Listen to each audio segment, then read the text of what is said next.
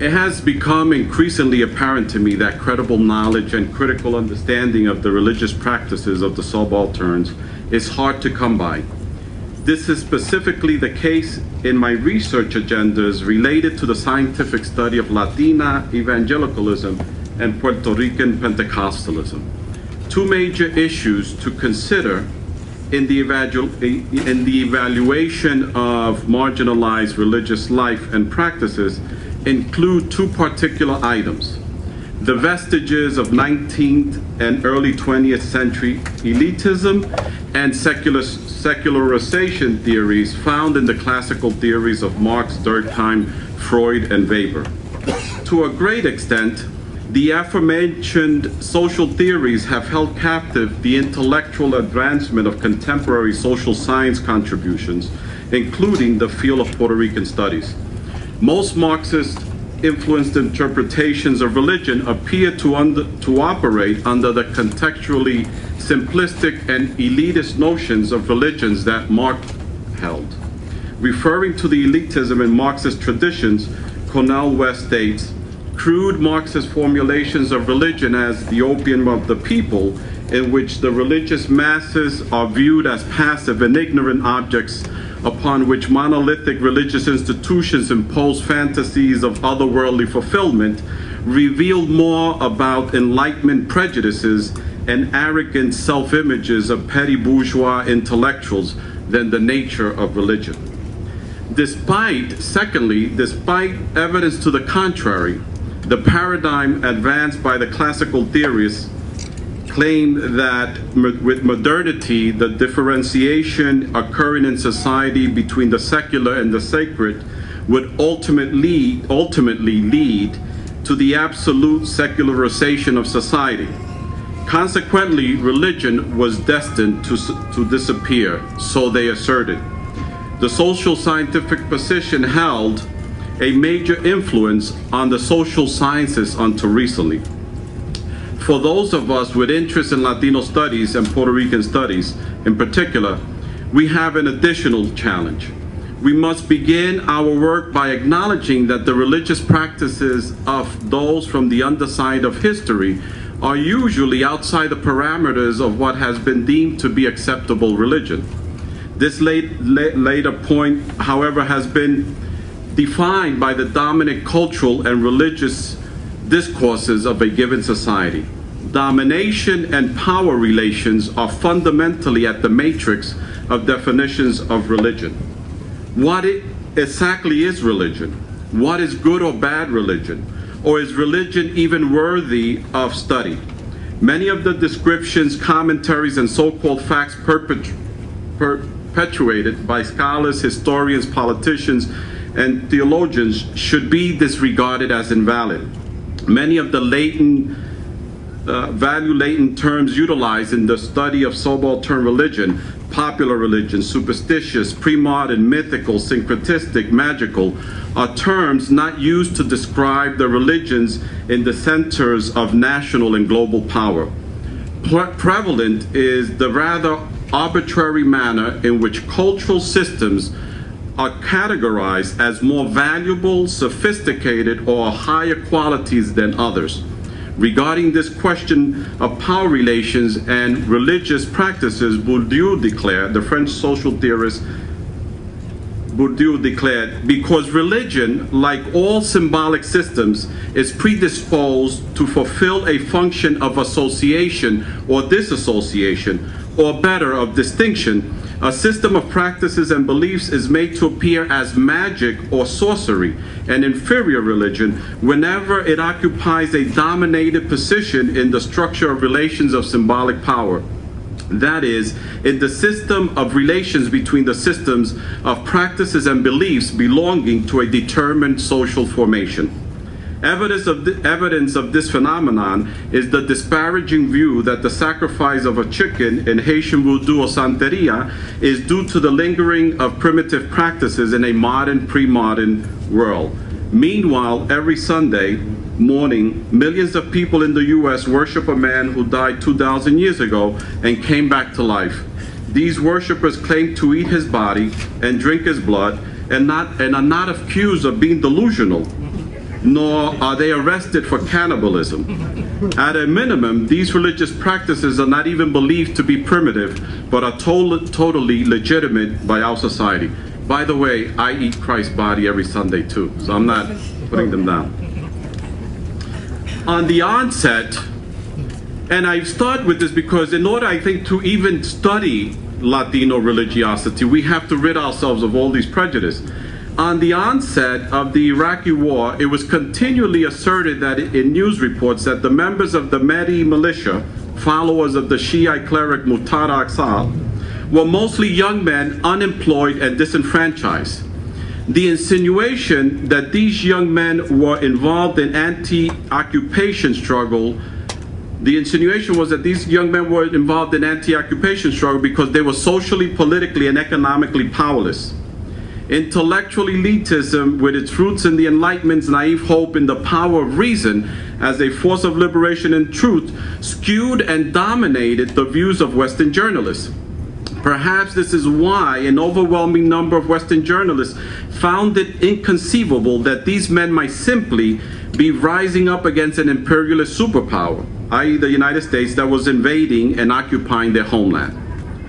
Theories of deprivation that explain religious tendencies amongst people as expounded in the works of 19th century thinkers as Feuerbach, Marx, Nietzsche, and Freud qualify as the fallback explanation for beliefs, political or religious, and social practices that do not jive with the dominant discourses of the time.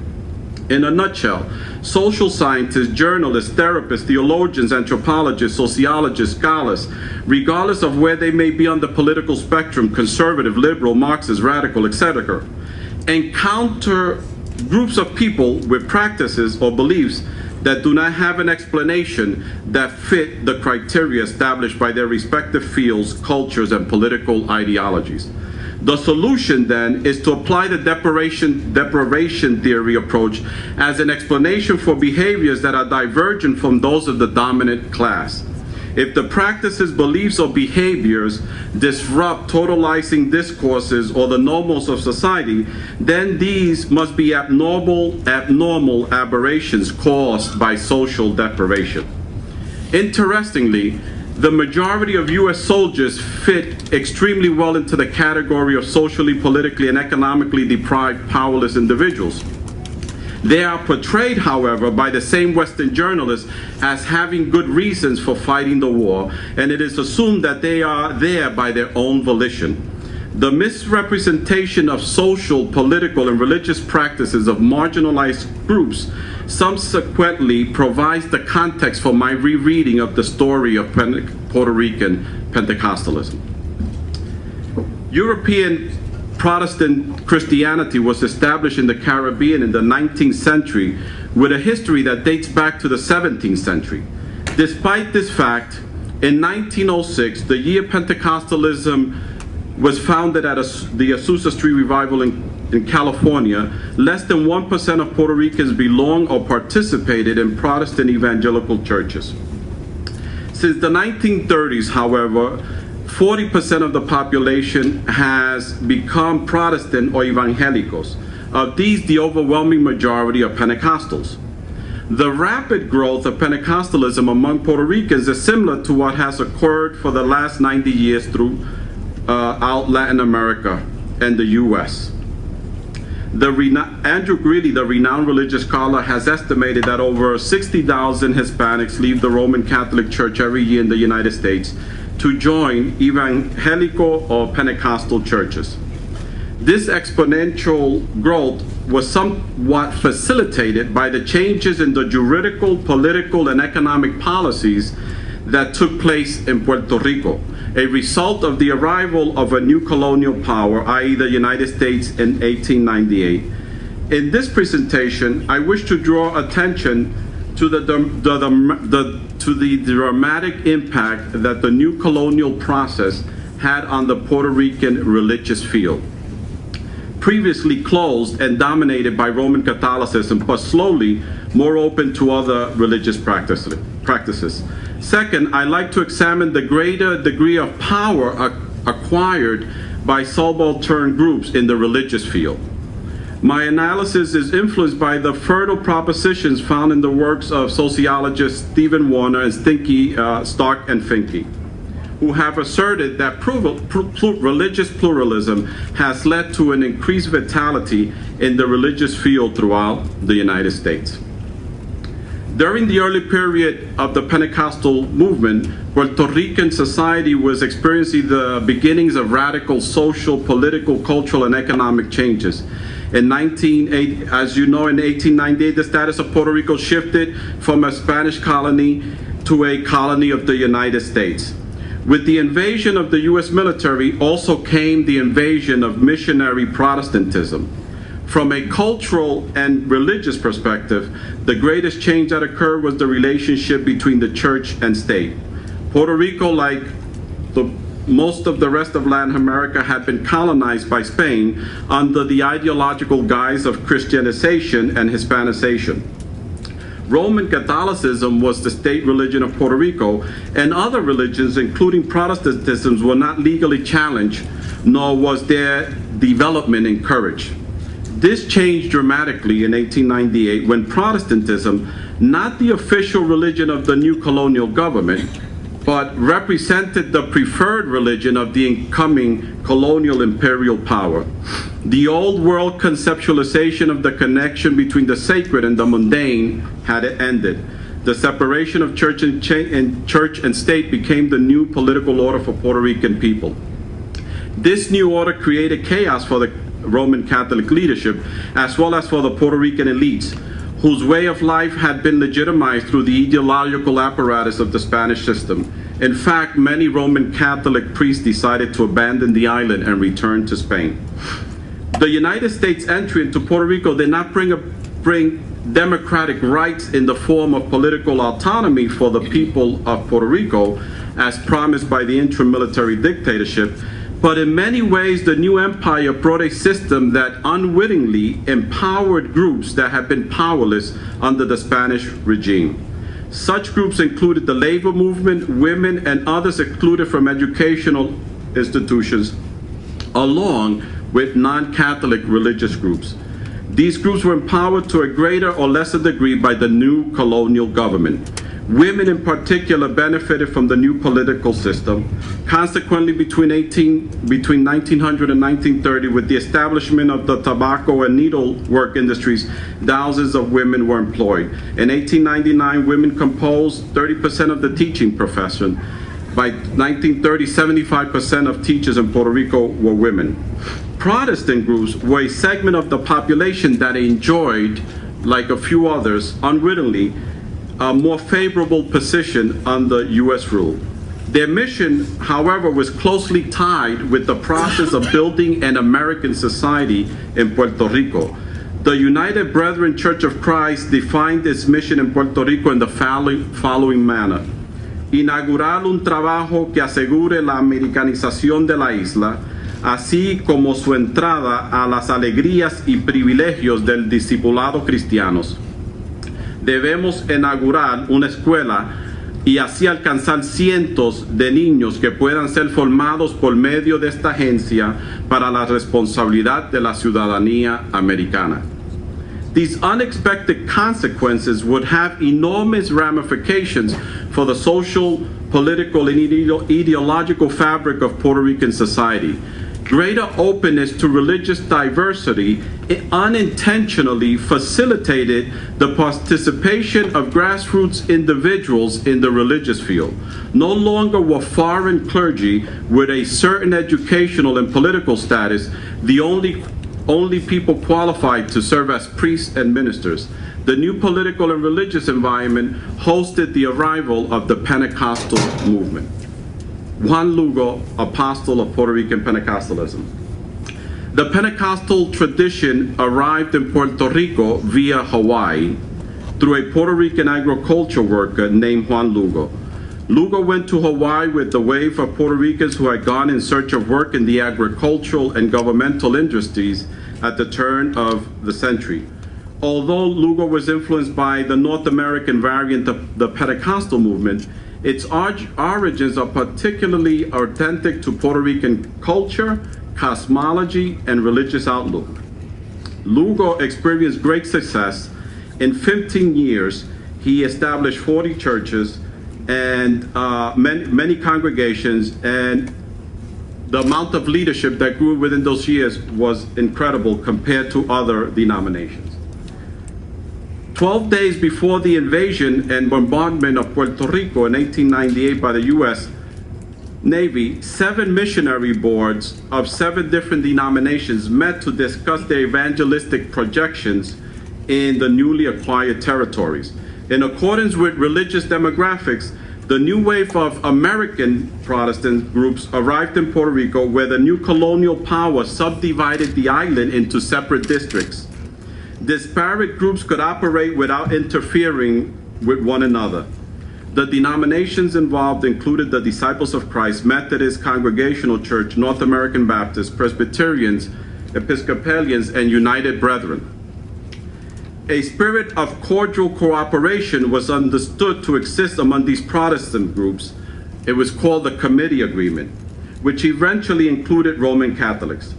Although the Protestant churches did not necessarily have the same agenda as the U.S. government, Protestantism was so intertwined with U.S. culture that Protestant churches became an integral instrument in the process of colonization. Lugo's radical approach in conducting his religious work differed from that of the Protestant historical churches. He did not believe in having any regulatory system for evangelism and church planting, nor were there any boundaries set that would limit his evangelistic enterprise as those found in the Committee Agreement.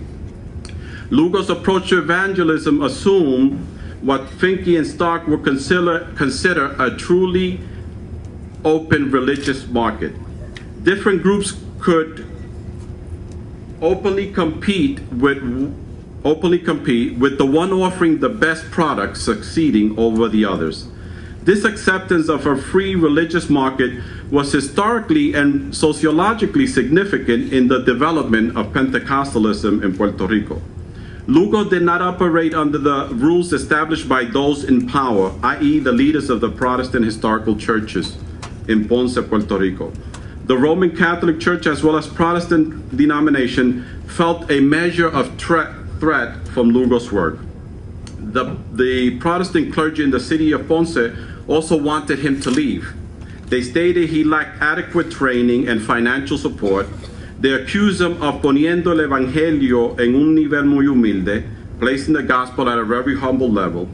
Juan Lugo's approach differed from a closed religious society, as the case under Spanish rule. Although the U.S. historical churches expressed an ideology of religious freedom, they were not truly open to a diversity of beliefs that strayed from standard religious practice. Lugo was one of the first nationally recognized religious leaders to break with the spiritual colonization under which the Puerto Rican people had been living both before and after the U.S. invasion. Villafañe defines the spiritual colonization in the following manner: disenfranchisement of native clergy, the denial and lack of development and empowerment of indigenous leadership, real or attempted religious and cultural domination of a people, a domination over the linguistic and symbolic culture and religious experience, so critical for the identity and liberation of a people, sacramentalizing the ruling economic political system, which ultimately means siding with the oppressors. Although different women and men had taken their spiritual lives into their own hands, especially via homegrown expressions of people's religiosity, with Lugo, religious order was challenged from within its own sphere of operation. In this case, you know, people have always not stood passive against religious colonization. That has occurred with many of the rezadoras within the Catholic tradition and other women who have fought back. But in this case, Lugo was fighting against the institutional structures of religion. It was not until the arrival of Pentecostalism via Juan Lugo with this new novel version of Christian message that the majority of people had access to a version of Christianity that could shape more closely, that they could shape more closely to their cultural economic and Afrocentric spiritual needs. Despite his obvious talent and dedication of his followers, Lugo was not a minister with a higher educational level than the people to whom he was preaching. So the theology that came out of Lugo was much more in touch with what the people really believed and were practicing than that came from the outside. As a participant observer researching the religious practices of many Latino Pentecostal churches for over the last 15 years, I have come to distrust assumptions about the supposedly apolitical values and pie-in-the-sky theology and Pentecostalism. One of the things that I have discovered is that the Pentecostal movement, in fact, in many ways, is less idealistic than leftist movements. And I consider myself a neo-Marxist, and I just say that not to, so that you don't imagine that I'm just saying that the left is of no value. But what I've discovered in Pentecostal movement is that they try to address the real concrete problems that are taking place in their communities, rather than, you know, we leftists, we like to see peace in the world, which is something that's really utopian, that will probably never happen. They try to seek peace on the block they live. So one of the things that I've discovered within the Pentecostal movement within urban centers here in the United States is that they've responded to the English-only laws, and they actually preach about the fact that Español es el idioma del cielo, and they don't really believe that theologically, but they mobilize their people. When it comes to immigration, they say that everyone, you hear this in their discourses, they might say that they're preaching about pie in the sky, but they preach about the here and now. That's why so many people join the movement, because they're addressing real needs. They'll say, we are citizens of heaven, and there's many studies that have shown how they protected and actually have harbored and helped the back and forth movement from Mexico to the United States. Last but not least, I think the Pentecostal movement is the movement that has allowed people in the Latinos in the United States to do what Santeria, Haitian Voodoo, and Candomblé did for many when Christianity was imposed upon them. Many Latinos unconsciously have embraced the Pentecostal movement because it allows them to become, to some extent, mainstream in being Christian, but they could also practice their African religious roots within the system. So many of the things that you see happening within Pentecostal churches and urban centers here in New York City and throughout the United States is people being able to do what they really want to do when it comes to religion, which is to practice divination, healing, and many other forms or aspects of the practices within Afro-Caribbean religious traditions. They just do it in secret, but in your face. Thank you.